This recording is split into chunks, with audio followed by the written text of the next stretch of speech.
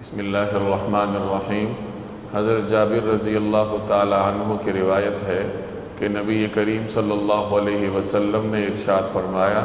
جس کا مفہوم یہ ہے، جب مردے کی قبر میں توسیع کی جاتی ہے تو وہ فرشتوں سے کہتا ہے کہ مجھے یہ خوشخبری اپنے گھر والوں کو جا کر سنانے دو، تو فرشتے اس کو کہتے ہیں کہ تم یہیں رہ کر سکون حاصل کرو۔ یہ مسند احمد کی روایت کا مفہوم ہے۔ قبر آخرت کے منازل میں سے پہلی منزل ہے۔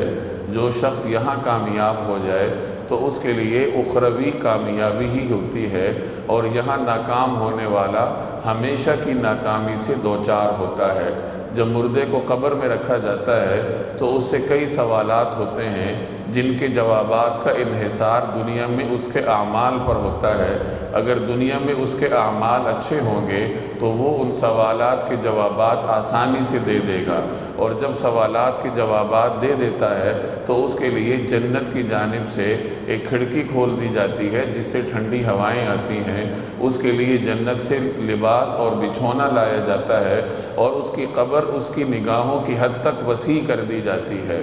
آج جو ہم نے روایت پڑھی ہے اس میں اسی کا ذکر ہے کہ جب اس کی قبر وسیع کی جاتی ہے تو اس سے اتنی خوشی ہوتی ہے کہ وہ فرشتوں سے کہتا ہے کہ مجھے اپنے گھر والوں کو جا کر یہ خوشخبری سنانے دو کہ اللہ تبارک و تعالیٰ نے کس طریقے سے مجھے کامیابی سے نوازا ہے، اور اگر دنیا میں وہ بدعمالیاں کرتا رہا ہے تو اس کے نتیجے میں وہ ان سوالات کے جوابات نہیں دے سکے گا۔ چنانچہ اس کی قبر اتنی تنگ کر دی جاتی ہے کہ اس کی پسلیاں ایک دوسرے میں گھس جاتی ہیں، اور یہیں سے اس کے لیے ناکامیوں اور تکالیف کا ایک نہ ختم ہونے والا سلسلہ شروع ہو جاتا ہے۔ تو اگر کوئی شخص یہ چاہتا ہے کہ آخرت کی منازل میں سے اس پہلی منزل میں وہ سرخرو ہو جائے، اس کی قبر کو اللہ تبارک و تعالی وسعتوں سے نوازیں، تو اسے دنیا میں اپنے اعمال پر نظر رکھنی ہوگی، اور اپنے دن رات اپنے ہر قول اور فعل کو ذمہ داری کے ساتھ دیکھنا ہوگا کہ کہیں میرا کوئی قول یا عمل ایسا تو نہیں ہے